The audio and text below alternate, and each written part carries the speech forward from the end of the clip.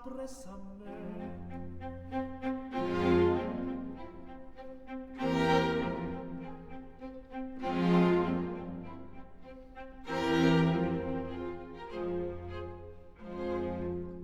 Si chieda del mio signor novella.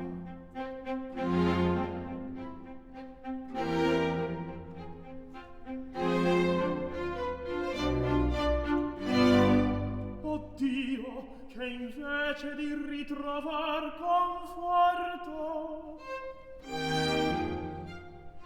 temo ascoltar.